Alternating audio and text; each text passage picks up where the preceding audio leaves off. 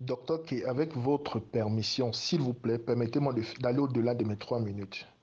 Parce que le sujet, je ne sais pas, le numéro 681 07 43 42, pardon, je ne vois pas le nom, évoque, est une question euh, qui, pour moi, mérite également notre débat public.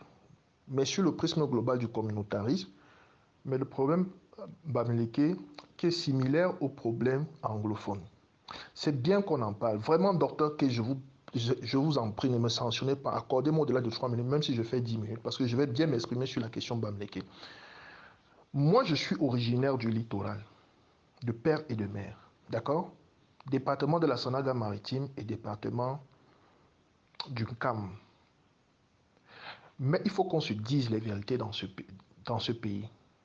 Et je dis, tous les problèmes que nous avons au Cameroun, qu'il s'agisse de la crise anglophone, ou le problème Bamileke que vous évoquez, ou tous les autres problèmes d'autochtonie, d'allogénie, c'est parce que l'élite gouvernante essaie de mettre un voile sur tous ces problèmes. Et les problèmes en société, dans un groupement de personnes, que ce soit une famille, que ce soit un village, que ce soit un quartier, que ce soit un État comme le Cameroun, partout dans le monde, la seule solution, c'est le dialogue et la pédagogie. Les deux seules solutions, dialogue et pédagogie. Moi, je vais vous donner un avis sincère sur la question Bamileke. Et moi, bon, chacun est libre d'y aller comme il le ressent. Euh, J'avais cet élan passionnel de celui qui vient, dont je cite le numéro 681 07 43 42, et il y avait des personnes qui parlaient derrière lui. C'est l'expression d'un ressentiment. Moi, je voudrais que M. Diké ne se sente pas offusqué, ou tous ceux qui sont bamilekés dans ce groupe. Et je suis souvent, là, je suis très souvent en porte-à-faux avec le docteur Essomba. Dieu donné. Pourquoi? Vous savez, tout problème doit se traiter avec une construction structurelle, pédagogique. La question Bamileke n'est pas différente. Quand vous dites les envahisseurs, vous pensez que c'est différent des Chinois? Moi, je vais être clair là-dessus. L'histoire des civilisations humaines, et même animales même, est une histoire de conquête. Allez revisiter l'histoire de tous les peuples dans le monde. Quelqu'un a parlé des États-Unis tout à l'heure. J'ai souvent évoqué Israël, non? Le peuple juif. Toute communauté humaine doit vivre avec une logique de projection et de conquête. Arrêtez de taper sur les Bamileke inutilement. Je ne fais pas l'apologie des Bamileke pour dire qu'ils sont parfaits. Chaque communauté a ses tas et le tribalisme est tributaire à toutes les communautés au Cameroun. Parce que même dans ma communauté, encore que même entre nous ressortissants du littoral, je vous donne un exemple. Nous sommes de la Sanaga maritime. Vous avez une députée dans la Sanaga maritime de regretter mémoire qui, quand elle parlait de la Sanaga maritime, elle parlait des bassins pour bâtir. Moi, je suis Malimba, ne parlez jamais de Malimba, qui nous sommes une excroissance de Douala. Vous avez le ministre en fonction là, le ministre des Transports, qui est le seul ministre de la Sanaga maritime, Gale Bibert, qui est fustigé par une bonne partie de la communauté de la Sanaga maritime, la communauté bassin, parce qu'ils estiment que si un ministre, depuis le ministre Bapes, qui est un ministre qui doit émerger dans la Sanaga maritime, qui doit être bassin, parce que c'est vrai sur le plan démographique, ils sont plus nombreux, les bassins. Donc c'est pour dire que le problème de tribalisme, arrêtez de faire des Bamileke les seuls tenants du tribalisme au Cameroun. Le tribalisme est partout. Mais on voit les batailles là au nord, non? On a vu les batailles entre communautés des mêmes territoires là dans le septentrion récemment sur des problèmes d'espace pour leur bétail et tout et tout et tout. Donc le communautarisme existe le tribalisme existe dans toutes les communautés, dans toutes les entités. Ce que je dis c'est que chaque communauté doit vivre avec une logique de conquête et de projection. C'est valable pour une famille et c'est à ce niveau que moi je donne du crédit à la polygamie. Le monde dans lequel nous vivons est un monde de rapport de force. Et ce monde sera de plus en plus brutal. Vraiment, celle des communautés, et au premier chef, ma communauté du littoral, ceux qui veulent passer leur temps à pleurnicher, c'est leur problème, ceux qui ne comprennent pas ça. La logique de la société humaine dans laquelle nous vivons est une logique de rapport de force entre les communautés. Même dans nos familles, ça existe. Prenez une famille, vous allez voir que vous avez une bataille entre les différents foyers. C'est-à-dire, je prends peut-être la grande famille des Somba, ou peut-être on va dire les Vogue Manga ou les ceci. Dans les différents foyers, vous avez des batailles. En termes de positionnement, en termes de leadership, c'est normal. Et donc, toute communauté doit vivre avec ce logiciel. Et c'est ce que font nos frères de l'Ouest. Moi, j'ai coutume de dire aux gens, tout le Cameroun doit s'aligner derrière le logiciel Bamileke. Que ça vous plaise ou non. Vous ne pouvez pas stigmatiser aujourd'hui en 2022, et ce depuis fort longtemps, une communauté qui s'organise sur le plan d'abord de l'expansion démographique avec la polygamie, la multiplicité des enfants, parce que c'est une construction. Vous pensez que cet ascendant démographique qu'ils ont, c'est le fait du hasard, c'est une construction. Moi, je suis issu d'une communauté où dans les familles, on fait 1, 2 enfants, les femmes accouchent, elles font le nyanga pendant toute c'est à 38 ans, 39 ans, la pauvre de la ménopause qui vient faire un enfant. Vous ne pouvez donc pas faire la leçon aujourd'hui à ceux qui estiment qu'ils doivent faire beaucoup d'enfants pour leur rayonnement. Deuxième facteur, la projection sur le plan territorial et donc le foncier. Oui, ça peut blesser des gens, c'est-à-dire qu'avoir des gens qui viennent acquérir les terres partout. Et je pense effectivement pour la sauvegarde des intérêts de certaines communautés autochtones qu'il faut une régulation. Mais il y va également effectivement de cette projection, de cette conquête communautaire. Aller s'établir dans le plus grand nombre de zones au Cameroun, d'abord pour acquérir un espace vital, pour acquérir un espace économique. Je vous ai parlé du Mungo, donc de la production économique, c'était l'agriculture. Aujourd'hui, à Douala, avec tout ce qu'il y a comme opportunité dans la zone portuaire, les commerces, les marchés et tout, c'est normal. Si les autres communautés ne veulent pas s'organiser, c'est leur problème. Vous n'allez pas passer le temps à faire un procès à une communauté qui s'organise en son sein. Une communauté qui comprend que les jeunes qui sont émergents dans la communauté, il faut les soutenir. Il faut leur apporter des appuis par leur système de tontine. Pour que lorsque les aînés, les patriarches, prenons le monde des affaires, les fautes sauveteurs, qui ont fabriqué des gens, lorsque demain ils ne sont pas là, qu'il y ait une sorte de reproduction. La même reproduction que les gens font à l'ENAM en mettant leurs enfants, c'est la même chose que les Bamileke font. Vous croyez que c'est différent? La reproduction sociale, c'est la même chose. Et les Bamileke ne créent rien. Comme je dis au Cameroun, on ne réinvente pas la roue dans aucun domaine. Vous n'allez pas passer le temps à stigmatiser une communauté qui se donne les moyens pour son épanouissement. Mais je suis désolé. Ils vont conquérir des terres. Ils sont solidaires en affaires entre eux. Ce que ne font pas les autres communautés. Combien de jeunes entrepreneurs des autres communautés sont soutenus par leurs aînés qui veulent voir de leurs jeunes frères juste leur porteur de sac? Mais il faut dire la vérité. Pourquoi vous voulez qu'un jeune Bamileke à qui on a commencé à donner 2-3 millions à la tontine à l'âge de 22 ans, qu'à 30 ans, ne soit déjà multimillionnaire? Pendant que vous, à 30 ans, 35 ans, vous êtes encore dans la maison familiale, ou bien vous demandez des aides à vos aînés, ils vous bloquent le chemin. Même dans la communauté où nous vivons ici à Yaoundé, beaucoup de jeunes bêtis se plaignent. Comme vous avez des aînés dans des communautés, l'élite qui veut briller seule. Et qui veut briller ad vitam aeternam. C'est-à-dire qu'au-delà de sa mort, qu'on ne parle que de lui, qu'on dise que dans cette communauté, il n'y a eu que ce monsieur-ci.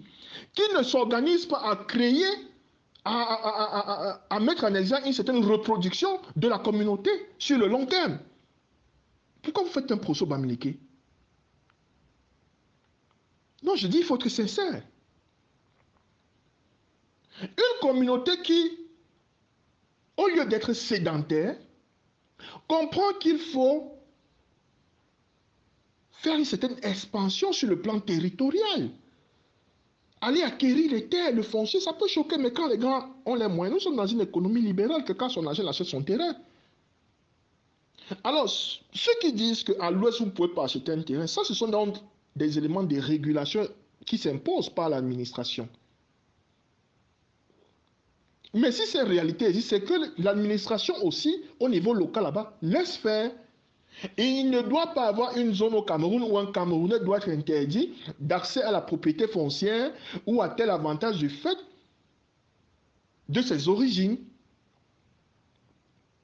Ces frustrations-là, il faut les gommer. Mais je dis, vous ne pouvez pas vous interdire. Vous ne pouvez pas, vous pouvez pas continuer à stigmatiser une communauté pour rien.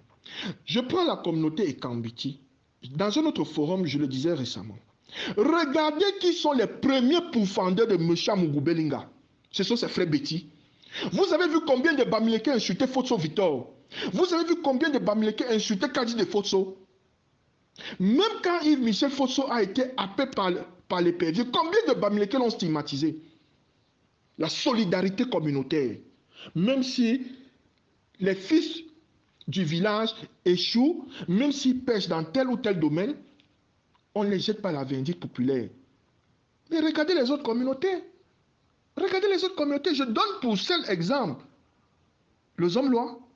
Qui sont ceux qui veulent, parmi ses frères, les membres du gouvernement, qui sont ceux qui veulent voir mourir son empire? Ce sont ses frères Betty. Une folie qui ne dit pas son nom. Voilà pourtant un homme, on peut dire tout ce qu'on peut dire, il a eu des avantages, mais moi je dis toujours une chose, c'est qu'il a posé la pierre au sol. Un homme peut faire tout ce qui... C'est pour ça que dans notre pays, à un moment, on a adoubé des fémans qui réalisaient, vous avez des fémans qui sont devenus des députés, qui sont même encore là aujourd'hui, sont des députés, qui ont des hôtels. Un homme, quoi qu'il ait fait, peu importe son passé, lorsqu'il commence à poser la pierre, employer ses frères, ça vient gommer ses tares. Vous le savez très bien. Mais regardez à quel point Amogo Belinga se bat contre ses propres frères. Ajoutez à ça maintenant les autres communautés, dont les Bamileke, qui s'y mettent aussi dans les injures, dans la stigmatisation. Regardez. Est-ce que ça vous parle? Je vous pose la question, montrez-moi un post, montrez-moi une publication où un Bamileke insulte un Bamileke. En dehors des prises de position partisanes et politiciennes, surtout politiciennes. Mais sur le plan social, vous voyez ça où? C'est valable aussi avec nos frères du Nord, qui ont aussi ces très forts ancrages sur le plan de la solidarité communautaire. Pourquoi je dis que le Cameroun doit s'aligner sur le logiciel Bamileke? Parce que tous nos pays africains, singulièrement le Cameroun aujourd'hui, nous sommes devenus les proies des puissances étrangères. Inutile de vous rappeler que le continent africain, à l'horizon 2050, c'est 2 milliards d'habitants, dont l'un des plus vastes marchés à l'horizon 2050. Toutes les puissances dans le monde n'ont de regard que sur l'Afrique en termes d'opportunités. Nous sommes les seuls à ne pas voir ça. Les sommets comme ceux qui commencent, je pense, aujourd'hui, là, États-Unis, Afrique, ce n'est pas anodin. Ce n'est pas anodin. Vous voyez les sommets Europe-Asie. N'est-ce pas? Tous les sommets dans le monde, c'est Europe-Afrique, États-Unis, Afrique, Brésil, Afrique, Russie, Afrique. Vous voyez un sommet, vous avez déjà vu un sommet Russie-Amérique latine? Montrez-moi. Est-ce que ça vous parle? Et singulièrement un pays comme le nôtre est la proie de cette puissance. En termes d'acquisition des terres, en termes d'acquisition des matières premières. Mais tout ce que nous faisons au Cameroun, c'est de nous entretuer sur le plan intracommunautaire. Betty, Bamileke, nordiste, sudiste, anglophone, francophone. Il faut arrêter ça. Et le modèle de projection sociale économique des Bamileke est le modèle que tous les Camerounais devraient avoir. Vous avez un petit pays comme Israël, je crois entre 8 et 10 millions d'habitants. Regardez la projection, la force du peuple juif dans le monde. Le Cameroun a cette capacité, de par même la ressource humaine que nous avons. Mais nous préférons tuer nos génies, nos talents, parce qu'on commence à se regarder sous le prisme tribal. Comme le poste que le frère vient de faire là.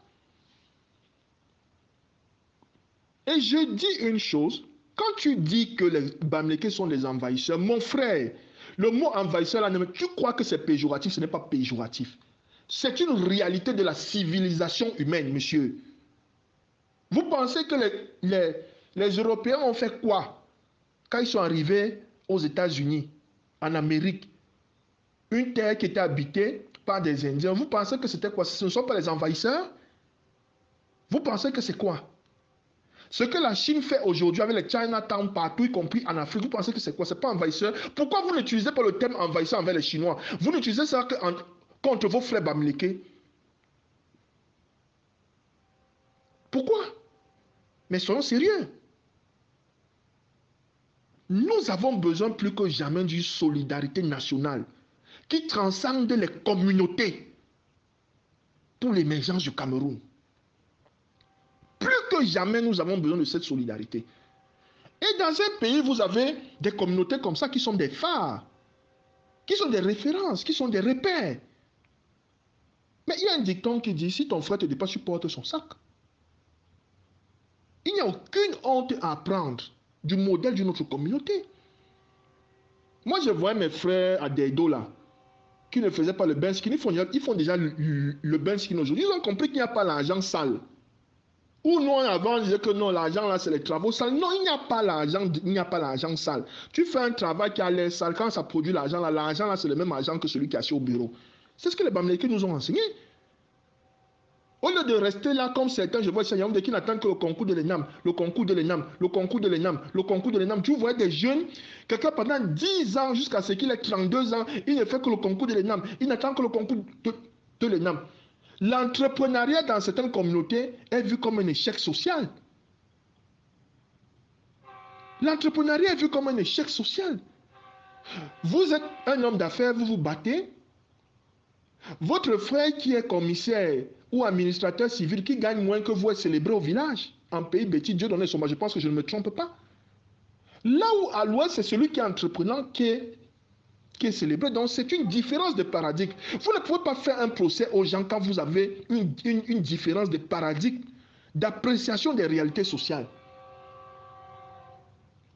L'autre chose, quand il disait, M. Ndike, qu'on n'enseigne même pas l'histoire, effectivement, moi j'ai été récemment à l'ouest.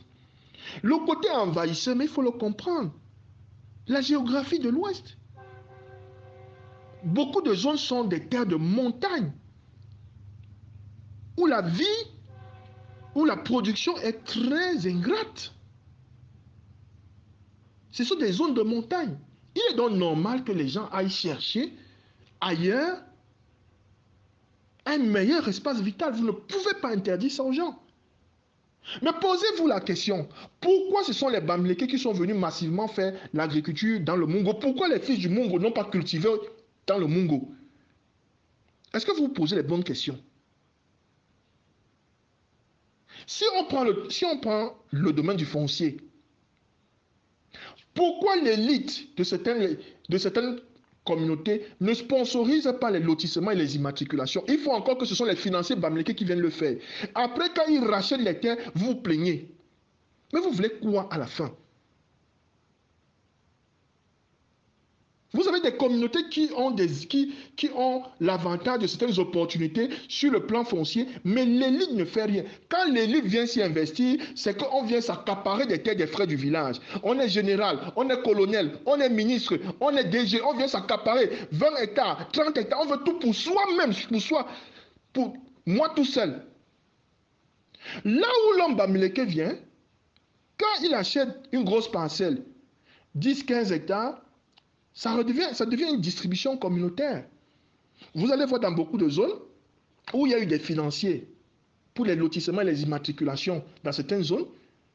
Toutes ces zones-là, vous voyez les bas-fonds, les bas-fonds, les bas-fonds, les bas-fonds, les bas-fonds, les bas-fonds, le boutiquier est bas-fond. Ça dit que sur une, ou même si ce n'est pas les bas-fonds, au moins la même communauté de l'Ouest. Pourquoi les autres ne peuvent pas le faire? Et vous passez le temps à stigmatiser une communauté? Non, il faut arrêter ça, dis donc.